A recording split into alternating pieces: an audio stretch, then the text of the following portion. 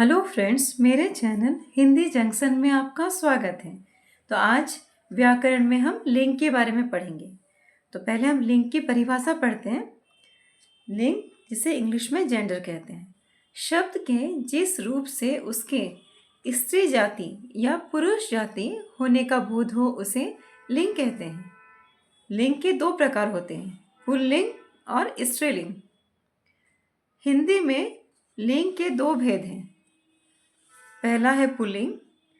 इसकी परिभाषा है जिस शब्द से किसी वस्तु, व्यक्ति आदि का पुरुष जाति के होने का बोध हो उसे पुल्लिंग कहते हैं। जैसे चाचा, वर, शेर, पिता, भाई, कारीगर, ये सारे हुए पुल्लिंग के एग्जाम्पल्स।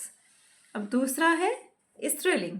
जिस शब्द से किसी वस्तु, व्यक्ति आदि के स्त्री जाति के होने का बोध हो उसे स्त्रीलिंग कहते हैं। जैसे चाची, अध्यापिका, लड़की, बाघिन, माता, बहन, शेरनी आदि। तो आपने देखा यहाँ पे पुल्लिंग में है चाचा, स्त्रीलिंग में है चाची। तो जब हमें कहेंगे लिंग बदलो, और अगर चाचा लिखा है तो आप उसका चाची लिख देंगे, और अगर अध्यापिका लिखा है तो उसका लिंग बदलने अगर लिखा रहेगा क्वेश्चन में तो आप लिखना अध्यापक। कुछ महत्वपूर्ण बात है, जैसे कि ब्रह्मपुत्र, सिंधु और सोन, इन तीनों नदियों को छोड़कर सभी नदियों के नाम का प्रयोग स्त्रीलिंग में होता है। जितनी भी नदियां हैं सभी को हम स्त्रीलिंग कहते हैं, पर ब्रह्मपुत्र, सिंधु और सोन ये तीनों स्त्रीलिंग शब्द नहीं हैं। अब स्त्रीलिंग सभी नदियों के नाम जो स्त्रीलिंग है वो हैं गंगा, यमुना, कावेरी, कृष्णा, कोसी। प्राणियों के समूह को व्यक्त करने वाली कुछ संज्ञाएं पुल्लिंग हैं तो कुछ स्त्रीलिंग। फिर से सुनिए, प्राणियों के समूह को व्यक्त करने वाली कुछ संज्ञाएं पुल्लिंग हैं तो कुछ स्त्रीलिंग। तो उसके कुछ एग्जाम्पल्स मैंने यहाँ लिख के रखे हैं, वो मैं आपको बताने जा रही हूँ। इधर है पुल्लिंग और इस तरफ लिखा है मैंने स्त्रीलिंग। तो पुल्लिंग के अंतर्गत आते हैं परिवार, कुटुंब, संघ, दल, गिरोह, झुंड, प्रशासन, दस्ता, कबीला, देश, समूह, मंडल, राष्ट्र, राज्य, प्रांत, स्कूल, कॉलेज, विद्यालय। अब स्त्रीलिंग में आते हैं सभा, जनता, सरकार, प्रजा, समिति, फौज, सेना, ब्रिगेड, मंडली, कमिटी, टोली, जाति, जात पात, कौम, प्रजाति और भीड़, पुलिस, नगरपालिका। आप चाहें तो इसका स्क्रीनशॉट भी ले सकते हैं, तो आपके लिए पढ़ने में इजी हो जाएगा। अब हम पढ़ेंगे तत्सम एवं विदेशज शब्द। हिंदी में लिंग बदल चुके हैं। जैसे शब्द है, यहाँ तत्सम विदेशज लिखा है मैंने, और ये हिंदी में उसे क्या कहते हैं। तो महिमा है एक शब्द जिसका पुल्लिंग होगा, जिसका विदेशज तत्सम विदेशज होगा पुल्लिंग। अब हिंदी में इसका होगा स्त्रीलिंग बन जाएगा। ये शब्द है महिमा जो है पुल्लिंग, विदेशज शब्द है जो है पुल्लिंग, पर हिंदी में जब लिखेंगे तो ये बन जाएगा स्त्रीलिंग। जैसे ही आत्मा एक शब्द है, आत्मा पुल्लिंग होगा, पर जब वो हिंदी में हम यूज करेंगे तो वो बन जाएगा स्त्रीलिंग, और इससे प्रोनाउंस करेंगे आत्मा। यहाँ आधा त है और यहाँ पूरा त है, तो दोनों में डिफरेंस तो है। इसे हम पढ़ते हैं आत्मा और ये है आत्मा। देह जो शब्द है वो तत्सम विदेशज में कहलाता है पुल्लिंग, पर जब हम हिंदी में उसे यूज करते हैं तो हम कहते हैं स्त्रीलिंग। समाधि, समाधि शब्द है तत्सम विदेशज जो पुल्लिंग में यूज होता है, पर हिंदी जब हम यूज करते हैं समाधि वर्ड को तो हम बोलते हैं स्त्रीलिंग। दुकान शब्द का तत्सम विदेशज होगा स्त्रीलिंग, पर हिंदी में हम जब यूज करते हैं तो वो बन जाता है पुल्लिंग। और आप देखिए यहाँ पे एक डिफरेंस है।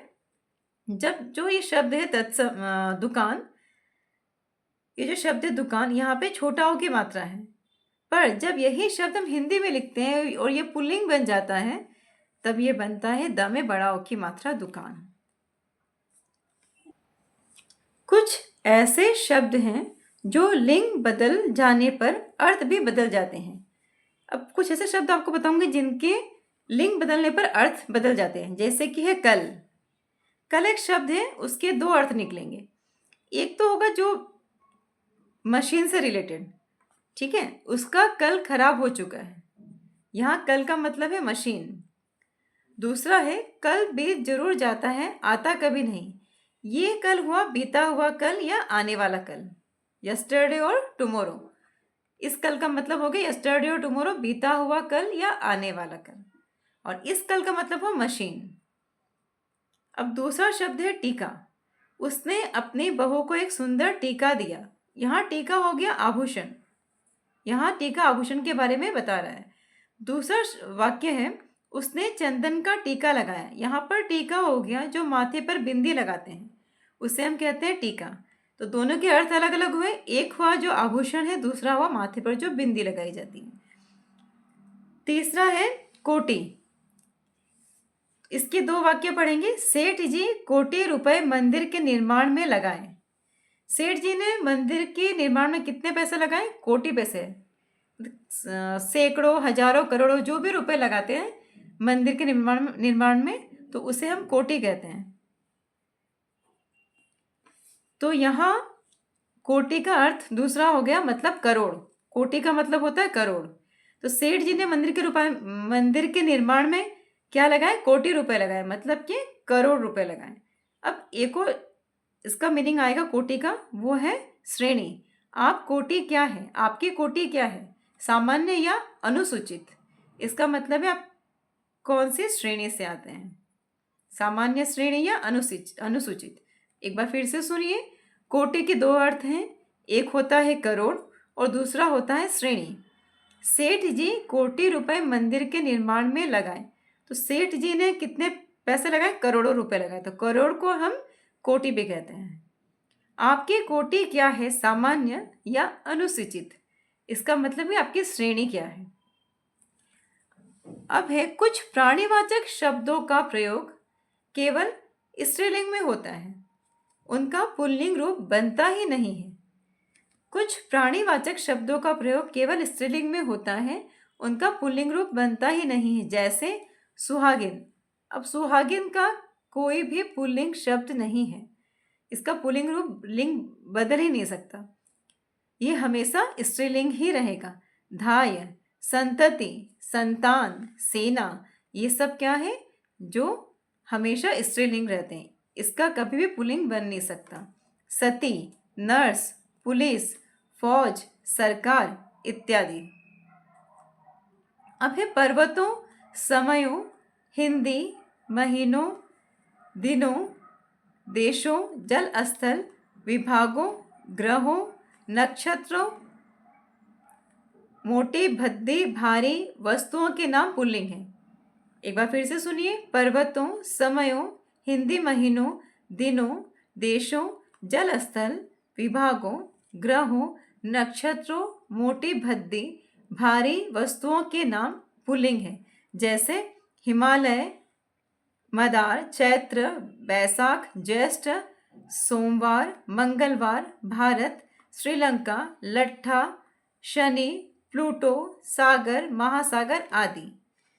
भाववाचक संज्ञाओं में त्व, पा, पन, प्रत्यय जुड़े शब्द पुल्लिंग और ता, आस, अट, आई, ई प्रत्यय जुड़े शब्द स्त्रीलिंग है। फिर से सुनिए।